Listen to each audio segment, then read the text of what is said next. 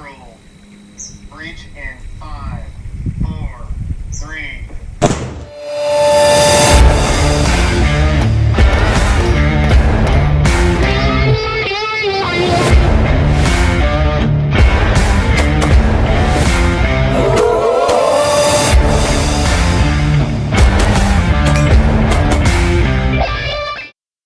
What's up, guys? I'm Uncle Freedom, coming to you today on another glorious and well-deserved day off. And I think today it's high time that I break down something I've covered in other videos, and that is the true cost of gun ownership. More specifically, building out a new CCW handgun, something I am taking on over the course of the next week or so. I'm going to take a gun from stock off the shelf, set it up and outfit it the way I would do it for what I consider necessary for everyday carry. We're going to take you guys along for the ride. So first, let's really cover this, though. What does it mean, the true cost of gun ownership?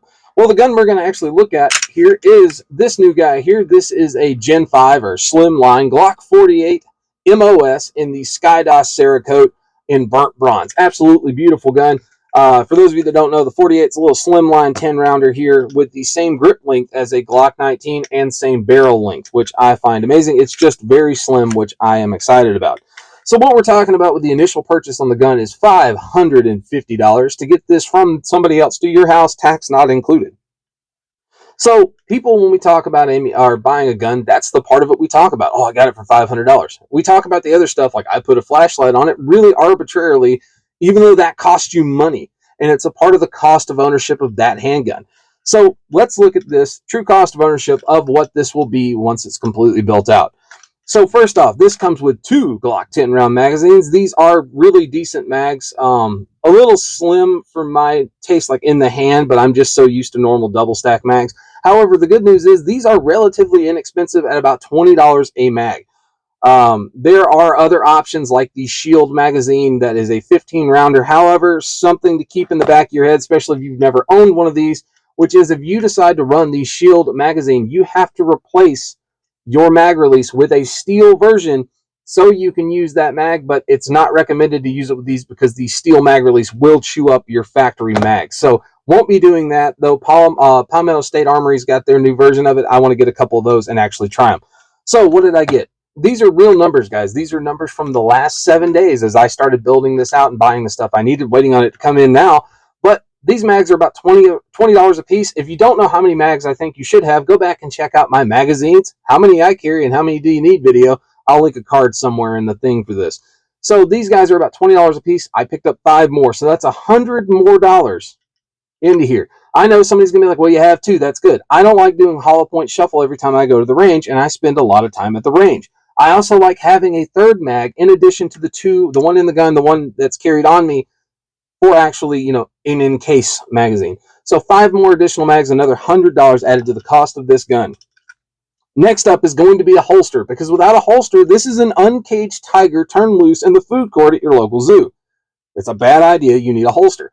Handguns are pretty much useless unless they're going to live on your nightstand, and even then, I still have mine in a holster. You need a holster. So for a decent holster, we're looking somewhere between like $120 to $130 and about $180 to get you into something for this handgun. Personally, for me, there are 3 that I really, really like. Tenacor. I adore Tenacor. I've mentioned them before.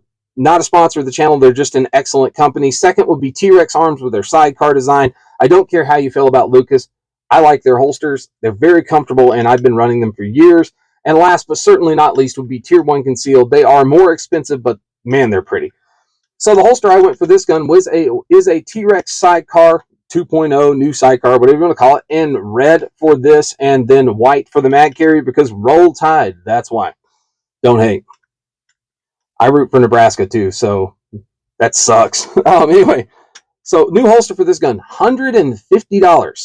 So now we've added an additional $250 to the cost of the gun, and we haven't done anything really. So next up, I always say this, which is if your weapon has a light mounting capability, you should have a light on it because that is much easier than holding one in your hand. And I subscribe to that myself, and I put my money where my mouth is. The only light that I like for a slimline styled handgun would be the Streamlight TLR7 sub. So I got one of those en route.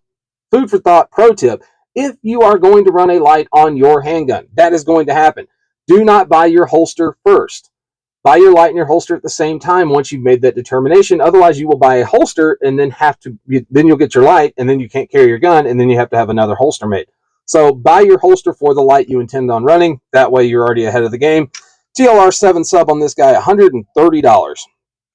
So after that, I hate Glock sights. These things are an abomination. I don't like the plastic sights. I know. Somebody's going to be, give me, they don't break. I don't like them.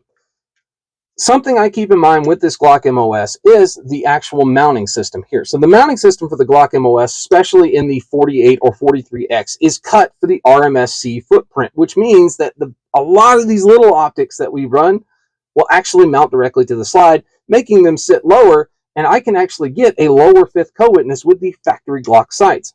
I don't like Glock sights. So I'm going to go with my tried and true, which is the Ameriglow sights. I love Ameriglow sights. They're made by Trijicon. I adore them. I prefer a blacked out front and rear if possible. If not, just a high-vis front with a blacked out rear. So that's what I'll do. Probably a .290 height for a lower third co-witness with the optic. Which brings you into the next thing, which is I have a plate that needs a freaking optic. Optics are the wave of the future. You're faster, more accurate with them once you get used to them. Facts. So there were three optics I looked at originally for this gun. First up was the Holosun 407K, because that is the optic that was originally on the 48 when I actually fell in love with it when Officer Meanyhead had his out there. After that was the Vortex Defender CCW, which had a lot of attributes, and I've shot one of those, and the window size on that is fantastic, man. It's way bigger than you would think. It's got pretty atrocious battery life, and the refresh rate does have an annoying flicker, but the flicker doesn't bother me, and the battery will still last long enough that I can actually just change it once a year and be fine.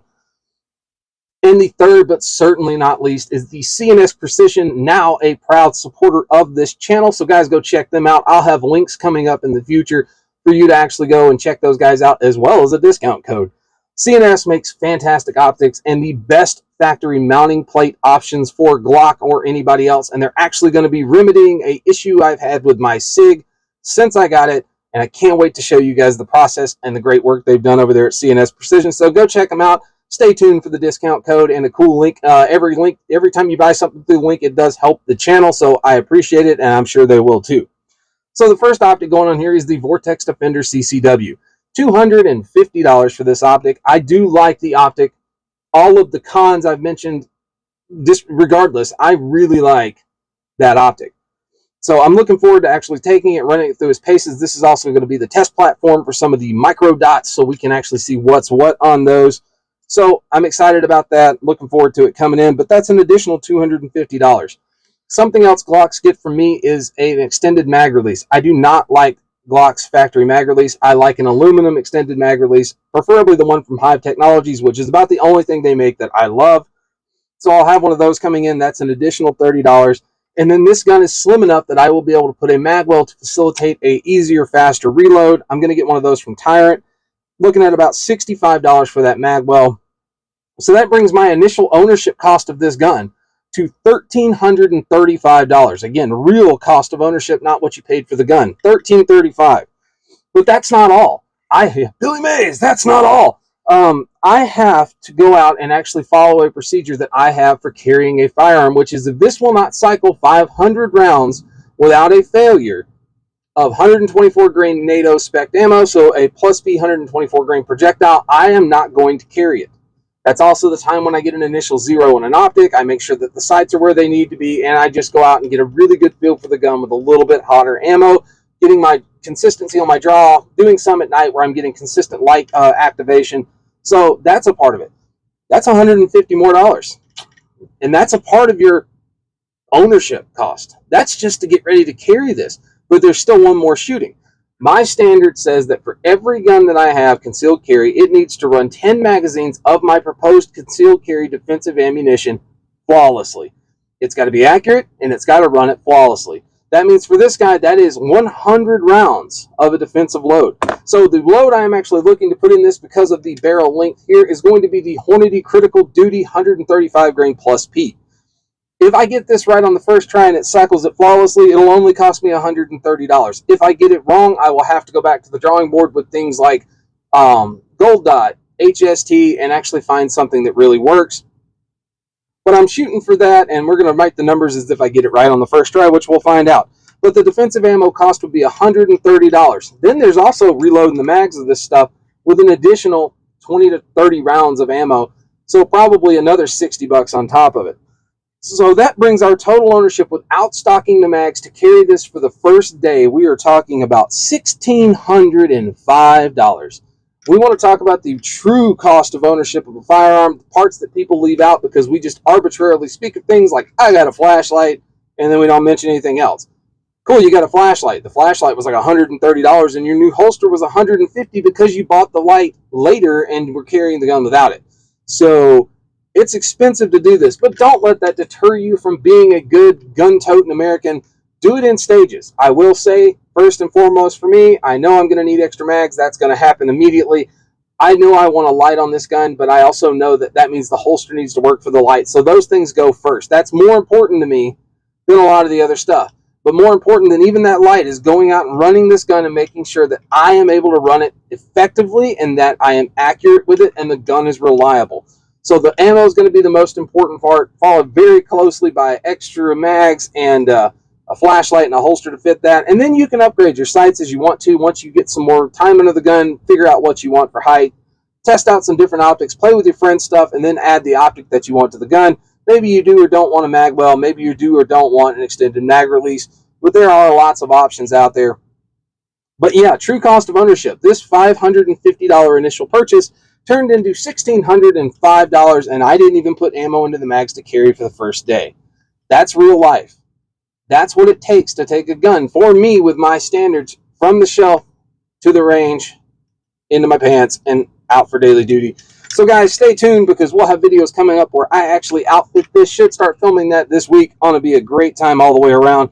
So guys, I am Uncle Freedom. I greatly appreciate your support. Thank you so much from the bottom of my heart for what you do here, what you're doing for my family, and my ability to make more of these videos. It's awesome, and I appreciate it.